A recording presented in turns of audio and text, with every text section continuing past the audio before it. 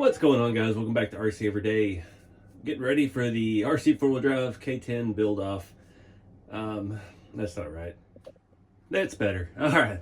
I can't build a square body now without putting it on the shop truck chassis and see what it looks like. Just having the painted bumpers and mirrors and stuff, it just goes with those painted wheels. We got painted wheels on the TF2 as well. So, if you don't remember, this was the first TF2. This was the one the blue body came on over there. And that's the one that we lowered a little bit and got it tuned, different shocks and things like that. And that's the one we're doing the build off on because it sets a little lower and looks good. And we've got a vibe going. I just finished filming that other video and I need to be editing it right now because I have nothing for the rest of the week. But I'm going to do some arts and crafts. So I want to do a wood like stake bed. I think that's fits this build. I've ordered scale plates and I've kind of got a vision for it at this point. The only thing I'm really hung up on right now is the interior. I failed doing the flocking. I got the wrong shade of blue. It just didn't look like the picture and it was way too bright to do carpet. And I need the two-piece grill, and its RC4wd is still out of stock on. I'm on the waiting list for that. So we're gonna move on and we're gonna make some stake bed type things in the back. I gotta get the wood out where it's gonna be stained and natural and beat up. All right, so the catch with this, I'm using actual scale hardwoods.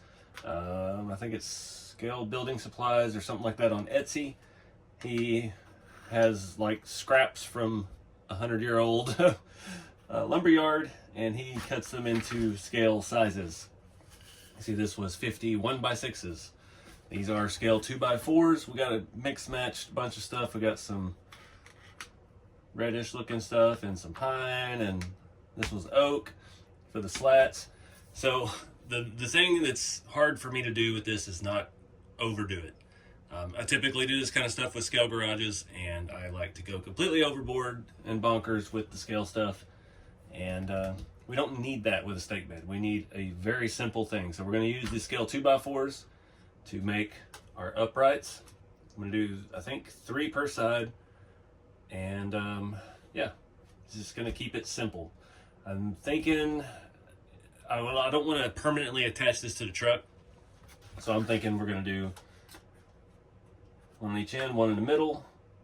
And I'm not decided on the way it lays out yet. I don't know. I got some ideas. I need to do some Googling. And I think those would be too small for that. Those are pretty thin. I don't know if I want to do like a long one and a short one or do 2 long ones. I think that's going to look better. But I don't know.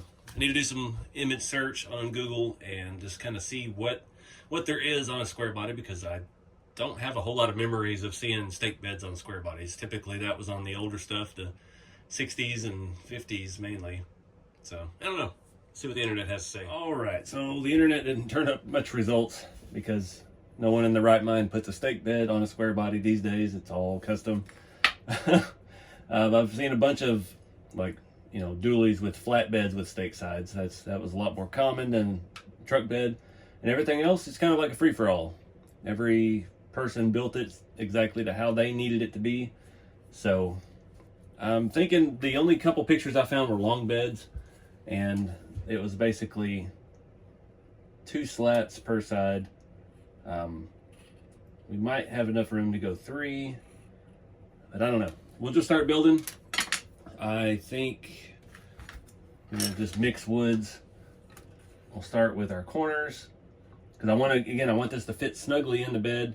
We're gonna have a crossbar or 2 on the back to protect the window, and that's gonna kind of keep it all as a unit. And I even seen some on there that had crossbars on the back that opened out. Like, that was that was really creative, but I don't know. That's not what I'm thinking. So yeah, I'm just gonna cut some wood. We'll get some measurements here. We'll start with our risers and go from there.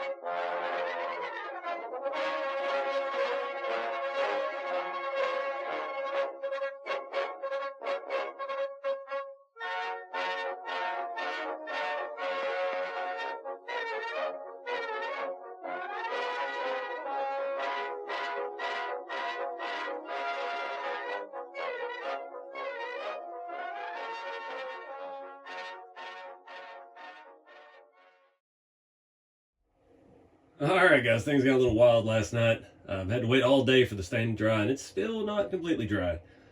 I had another idea for this. So I wanted to stain it dark, and then I wanted to paint it this off-white color, and then use the wire wheel to try and, make the paint look like it was, just chipping away over time.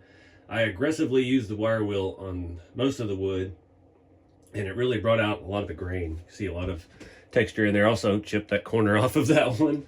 But just rocking with it, keep it scale. And looks pretty good, but I did a test piece. I did try it while it was still fairly fresh. I tried to force dry the stain, and the paint and the stain didn't play along. It just dissolved the paint right off of the stain once I started wiping it. It didn't look good as is, so I don't know. So I've got one more test piece I'm going to try to do real quick. That piece is dry. I'm going to hit it with this white paint, and we'll let it dry real good and see if we can use the wire wheel and make that look good. Another issue with my test piece I did, once I painted over the stain and I wire wheeled it, we were getting back down the fresh wood again, and we don't want that. I wanted what was underneath to, look like dirty old wood, so make it look like the wood's rotting out front of the paint kind of look. So I don't think that was the right approach to do that. I think what we should have done, I should have used the vinegar technique. Vinegar makes the wood gray, looks like it's been out in the sun, and then wire wheeled it, and the lights just went out, and then painted it, and tried that technique. But live and learn. I already had it stained before that kind of dawned on me, and I'm no woodworking expert, so we're just shooting from the hip. So let me do another little test, and we'll see if this is the end of the video or not. Alright guys, got the paint to stick now that the stain was dry, but I'm not feeling it. There's a fine line between where it looks pretty good and then where it just gets down to bare wood, and it's going to be extremely delicate the way this is built to actually get in there and do what needs to be done. I had to put this flat on something, and I'm hitting it with the wire wheel and running it up and down. Yeah, I think we're going to leave it like it is. I mean, it kind of looks good in some spots, but I can't get it as consistent as I'd like, and it's not really the look that I'd like. I'm picturing kind of like my walls here in the background. This fake patina. You can see some of that up there where the paint's chipping off and the wood's gray underneath. That's what the look I had in mind, and that's not the technique to get there. So I think we're going to wrap it up here. Still got a lot of stuff to do on this truck, and time is running out. I don't even know what to do. I think I've got like 7 or 9 days left for the build off to get this thing going, so it's gonna be down to the wire.